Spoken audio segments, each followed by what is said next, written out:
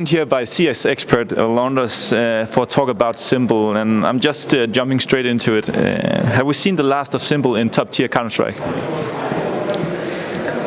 I knew I was going to be talking about s1mple, but I'm not sure about this answer. I think he has mentioned that he wants to play, that he's been grinding Counter-Strike in the gym, is what he said.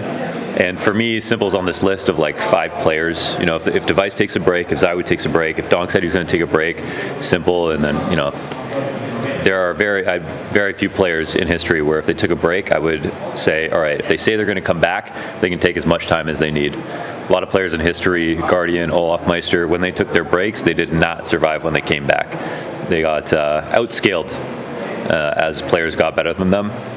So for s1mple, even though I don't see it right now in terms of how hard the game is getting and what teams he could potentially play on, because it's s1mple, I'm willing to say, let's just see. Let's talk a bit about his performance in CS2. 16 maps in total, and I think it's fair to say it had not been that impressive for him. Should he be given an extra chance, and is it worth the risk for the teams? I would say, I'll put it this way, if it was free, it would definitely be worth the risk for many teams because of the quality of player that he is. There is no doubt that if he was going to put in the work and it wasn't a matter of money, that then he could definitely have a lot of options. But I know that part of this is because of the contract and his position on leaving NAVI and then still being part of the NAVI organization that makes this hard.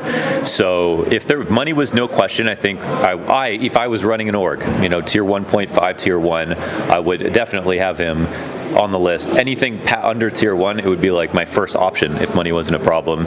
So I'd like to think about it like that because there's probably some orgs out there that have the investment that are just focused on how do we make the best team possible, and they could give them a chance.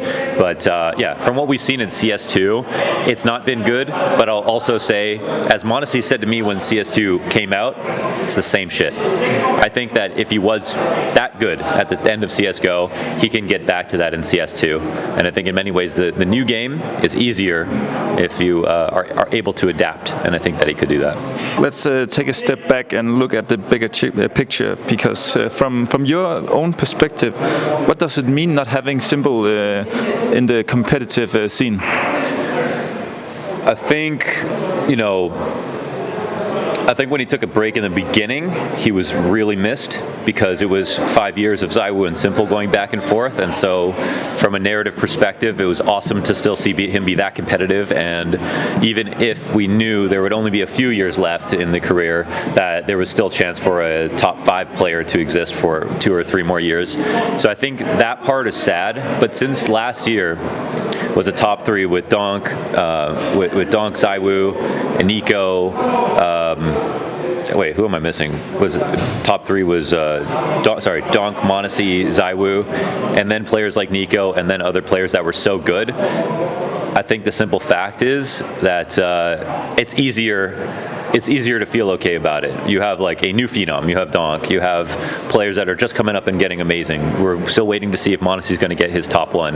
And for a lot of people, you know, he feels like a modern s1mple. So I think it's just easier to miss now. But at the same time, you want to see how much he can compete versus those players.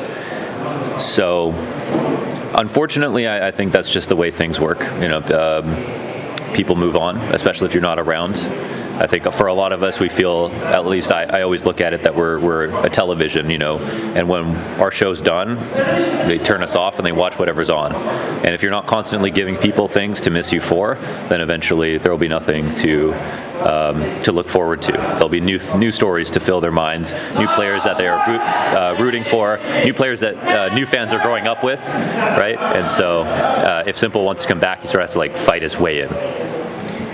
Despite him not being on the server, he's still a famous person, and also famous in Reddit, HLTV, and on Twitter. He's getting some flack and criticism from the scene. Do you think that's justified?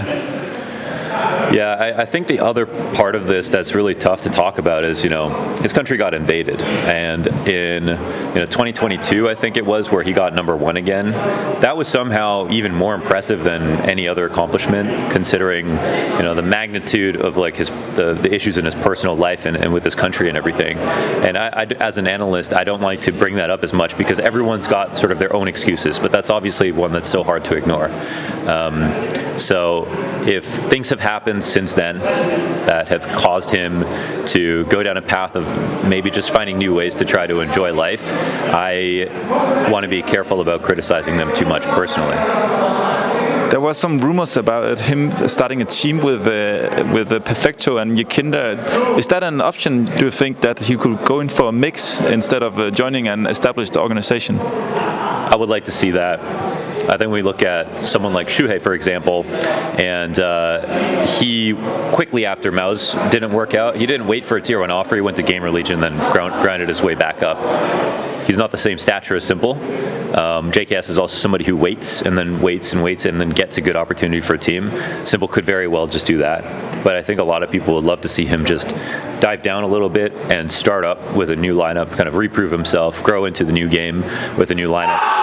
It would also be very impressive in the context of his legacy to be able to say he did that once.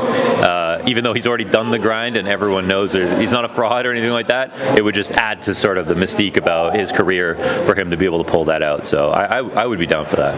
Well, I think in particular with NAVI, if he were to come back onto the team, you kind of have a group of sort of international misfits that came together, like really crazy bets that Blade has taken, and he's created a culture on a team that I think could be harmed by bringing in a really superstar out of nowhere, especially since they've already tried playing with him. And our last memory of NAVI s1mple was him not going to Sydney, and we never found out exactly why he didn't go to Sydney, but from my perspective, I could understand if the reason was that the team wasn't good enough, right? Like I think it looked like the international team was going to fail totally. So if that were the reason, it makes sense, but then he went to watch them win a major without him, and then I think you could see that the team could have worked. So I'm sure there was a part of him that was thinking, was there a way that I could have helped make that team work? And maybe there were some other circumstances where he really couldn't play at the time, but for NAVI to go back to him, I think you cannot erase the fact that he actively left the team sort of his own volition.